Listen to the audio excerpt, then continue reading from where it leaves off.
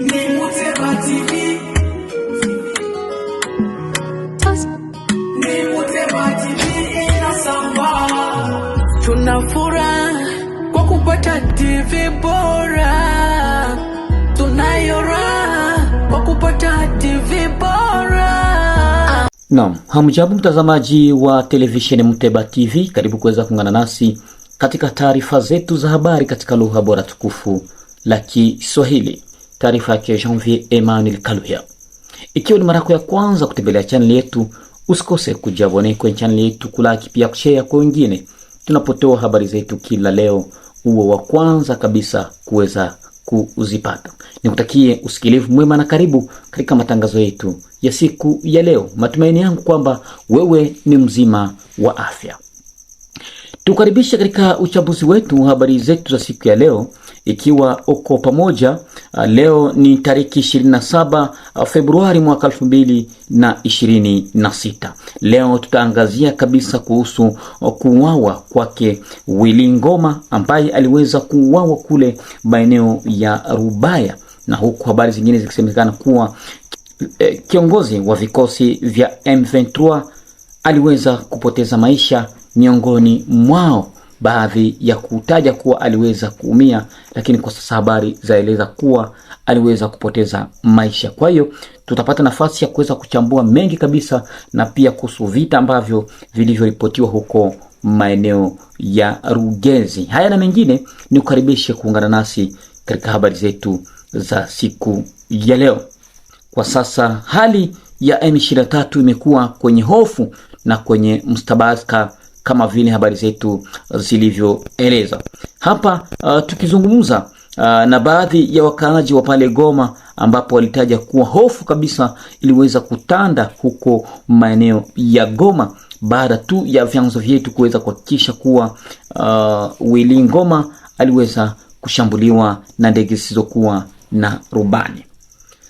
Kwa sasa ukiangalia mtizamo wa vita ambavyo vilikuwa vinaendelea, ukiangalia msimamo wa M23 baada tu ya viongozi wao kuanza kufariki, kuna kuwa na ile ubovu ambao imeanza kuonekana, kwa sababu ukiangalia huko maeneo ya Rubaya ni nafasi ambapo kuna kuwa kabisa na uchimbaji wa madini, ambapo kuna kuwa na ile production kubwa sana kwa asi wa M23. Na baada tu ya siku mbili ambazo zilipita, Willy Ngoma pamoja na Sultani Makenga na viongozi wengine walikuwa wakisafiri wakijielekeza huko Rubaya ili kwenda kuchukua madini ambazo zinapatikana maeneo hayo. Lakini kwa habari zetu, ndege zisizokuwa na rubani za jeshi la Congo FARDC iliweza kuendesha shambulizi na kuweza kuwateketeza, na baada ya hapo Willy Ngoma hapo aliweza kupoteza maisha. Na katika msafara hiyo aliweza kuumia kiongozi wa jeshi Sultani Makenga, ambaye aliweza kusafirishwa kwenye vituo vya karibu na baadaye kupelekwa hapo Goma. Lakini muda mchache habari tulizokuwa nazo zilieleza kuwa naye pia aliweza kupoteza maisha. Baada ya hiyo kulikuwa na tangazo ambalo lilitolewa na M23 likithibitisha kuwa tayari Willy Ngoma aliweza kufariki kupitia shambulizi ya ndege zisizokuwa za rubani. Na muda mchache tulianza kuingia katikati ili kufuatilia kujua kweli, je, Willy Ngoma amefariki? Je, Sultani Makenga naye ameumia? Tukaja kugundua kwamba habari kabisa zilikuwa ni za ukweli. Willy Ngoma kwa sasa amepoteza maisha, na Sultani Makenga naye pia aliweza kupoteza maisha, kwa sababu habari zilikuwa kwamba ameumia, lakini kwa sasa habari zimeonyesha kuwa Sultani Makenga naye amepoteza maisha. Hofu kubwa pale Goma tariki 26 Februari mwaka 2026. Kwa mujibu wa vyanzo vyetu, baadhi ya viongozi wakuu wa AFC M23 wadaiwa kuanzisha kabisa mawasiliano na viongozi wa pale Uganda na Namibia ili kutafuta kabisa uwezekano wa kupata hifadhi. Ili kutafuta namna gani ya kupata hifadhi ya uhamisho. Hawa viongozi, miongoni mwao wa viongozi ambao wanaanza kudai ili kuanza kutoka nchini Kongo na kuelekea pale Uganda na Namibia, mmoja wapo yupo Kati Cornel Nanga, Berthe Bisimwa, Zoe Kabila pamoja na Laurence Kanyuka. hawa wameanzisha mazungumzo na nchi hizo mbili ili kuangalia namna gani wanaweza wakaomba hifadhi, kwa sababu ukiangalia wamepoteza vinara vikubwa. Ukiangalia ni watu wakubwa ambao walikuwa wako kabisa mstari wa mbele na ambao walikuwa wanaheshimika na ambao walikuwa wanakubalika katika AFC M23. Hapo kiangalia huyu Bertrand Bisimwa, Corneille Nangaa pamoja na Zoe Kabila na Laurent Kanyuka, hawa ni vichwa viine ambavyo tena vimebakia, na huenda nao wanaanza kususia maisha yao, kwa sababu pale Goma ukiangalia drone za FARDC ziko zinawachungulia muda wote. Sasa hawa wanaanza kuwa na mashaka wasije wakavamiwa nao wakapoteza maisha. Katika hali hiyo ya wasiwasi, taharuki kubwa limeanza kuzuka. Taarifa zinaeleza kuwa viongozi hao ya Kongo ya Kidemokrasia imeanzisha mashambulizi na inaweza kabisa ikaangamiza. Hii ni mwenendo ukiangalia AFC M23 ni kama vile iko nenda mwisho, kwa sababu niliwahi kuja tena hapa studioni nikwambia M23 itafika mwisho, kwa sababu ukiangalia ilikuja kwa kasi na baadaye hiyo kasi haipo tena, na kasi imeonekana kuwa imeanza kabisa kupungua, kwa sababu ukiangalia vita ya M23 si kama vita ya RCD ambayo ilikuja kwa mchipuko moja kwa moja na ikaendelea, lakini M23 ilitrene sana, na ile kutrene unakuta wazungu wanakuwa kama vile wameanza kabisa kwa bloki, kwa sababu rais wa Jamhuri ya Kidemokrasia ya Kongo Felix Antoine Tshisekedi amewahi kabisa kusaini mkataba wa amani ili kurejesha amani huku mashariki mwa Jamhuri ya Kidemokrasia ya Kongo, lakini jambo ambalo kabisa halina udhibitisho kwa waasi wa M23.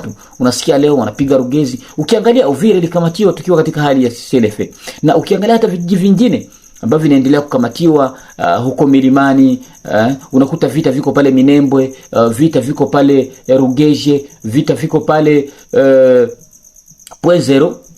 Unakuta wao ndo wanaanzisha shambulizi zidi ya jeshi ya Kongo. Kwa hiyo itakuwaje ikiwa kuna makubaliano ya kuleta amani, lakini unakuta wao pia wanaendelesha mashambulizi?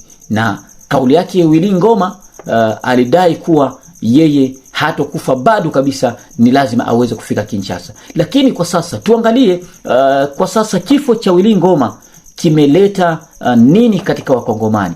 Willy Ngoma baada ya kutangaza kuwa amefariki, wakongomani wote waliweza kufurahi. Wote kabisa waliweza kufurahi.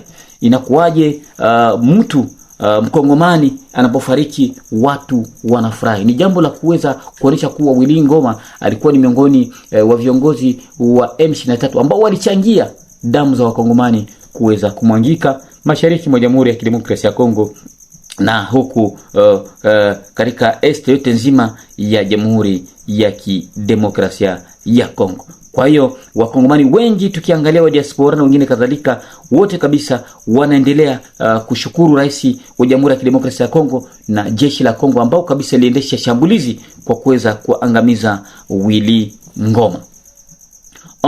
Na kwa sasa ukiangalia baadhi ya viongozi wa moja pia wa M23 wengi wao wameanza kukamatwa, kwa sababu kuna viongozi ambao wamekamatwa pale maeneo ya Bukavu, mkiwemo Muhivu wa Godefroid ambaye ni mtoto wa Uvira, naye pia ambaye aliweza kujiunga katika AFC M23 baada ya kugundua kuwa kunakuwa na zile message ambazo anazitoa, lakini ni kama vile iko na tahadhari na ikawa kama vile iko anajaribu kuonesha mwangaza wa vita vya M23. Naye pia aliweza kuwekwa rumande na viongozi wa AFC M23, kwa sababu ukiangalia watu wanashindwa kuelewa uongozi na wanashindwa kuelewa chama ama movement ya AFC M23 ni nini, kwa sababu wengi wao walijitupa tu wakitafuta maslahi binafsi, wakitafuta kabisa wapate pesa, wapate mali, lakini wanashindwa kuelewa kwamba Jamhuri ya Kidemokrasia ya Kongo itabaki kwa msingi mmoja, ni tabaki kwa msimamo mmoja, kwa sababu rais wa Kongo amejiandaa kabisa na kusema kwamba niko tayari kutetea nchi yangu na kurejesha kabisa amani ya kudumu mashariki mwa Jamhuri ya Kidemokrasia ya Kongo. Tuangazie vita ambavyo pia tena vimeweza kuripotiwa. Vita vya M23 katika Kivu, waasi wa FC M23 alias Fleuve Congo wameanzisha tena mashambulizi ya kushtukiza dhidi ya wanajeshi wa FARDC pamoja na wazalendo huku katika nchi ya Jamhuri ya Kidemokrasia ya Kongo.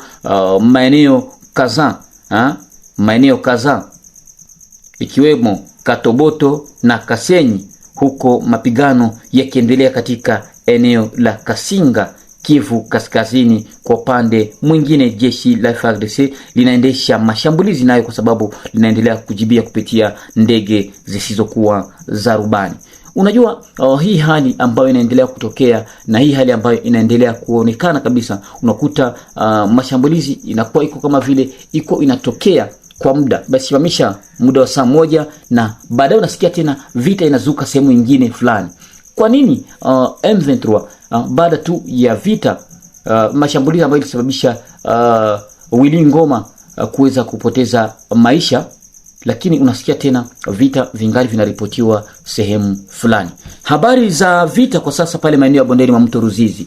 Unajua kwamba niliwahi kuja tena hapa kukuambia kwamba M23 inapatikana pale maeneo ya Sange Kabunambo, lakini kwa sasa tunavyozungumza kumekuwa na faida nzuri kabisa, kwa sababu jeshi la FARDC na wazalendo tayari wamekuwa pale maeneo ya Ndunda huko bondeni mwa mto Ruzizi, tayari wamezingira maeneo hayo, na wao wamesema kwamba wataheshimisha ili kauli ya CCLF ikiwa M23 itaweza kuheshimia kauli hiyo, lakini kama haitoheshimu nao pia wataanzisha shambulizi. Niliwahi kuambia kwamba viongozi kama vile Ngoma Nzito habari asimamia wazalendo kupitia muungano mpya wa wazalendo ambao iliyoanzishwa, nao pia wakiwa wanaendelea kujipanga kabisa ili kuangalia namna gani wanaweza kabisa kupambana na adui M23 ambaye kila leo anajaribu kutaka kuyumbisha usalama mashariki mwa Jamhuri ya Kidemokrasia ya Kongo. Tariki 25 na tariki 26 mapambano yaliweza kushuhudiwa kupitia vikosi maalum, hapa tukieleza kutoka kiongozi Jemadari Kalembe Ngoma Nzito, ambapo habari ziliweza kudhibitisha kuwa vita viliweza kuripotiwa maeneo ya Tibiangoma, kilomita kabisa chache kusini mwa Minembwe katika eneo la Fizi. Kundi linaloshiriki silaha kupitia vikosi maalum vya Red Tabara, Twigwane Androide pamoja na FNL Sabambeba wakiendelesha shambulizi maeneo hayo, lakini huku habari zikidhibitisha kuwa jeshi la Kongo pamoja na vikosi hivyo vya wazalendo vikiendelea kuwanyata kabisa waasi M23. Na habari zingine ambazo tunazo kabisa za haki ambazo zimetoka kabisa kupitia vyanzo vyetu zaeleza kwamba vikosi vingi vya Twirwaneho, Red Tabara, FNL pamoja na Android wameanza kuondoka milimani wakifata wenzao pale maeneo ya Bukavu, kwa sababu ukiangalia kwa sasa vijiji vyote ambavyo vimekombolewa kutoka AFC M23 vinaendelea kufanya kazi vizuri bila hata tatizo, na mkiwemo makabila mbalimbali ambazo zinazoishi mashariki mwa Jamhuri ya Kidemokrasia ya Kongo. Kwa hiyo Ngoma Nzito Kalembe alitaja kwamba yeye yuko tayari kabisa kuendelea kupambana na adui yoyote yule ambaye kita kwenye udongo wa Jamhuri ya Kidemokrasia ya Kongo. Na ni hapa ndipo tunafika mwisho kabisa wa taarifa yetu ya habari katika lugha bora tukufu la Kiswahili.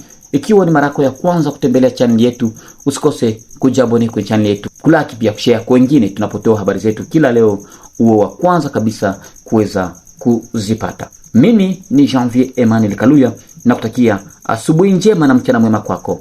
Kwaherini.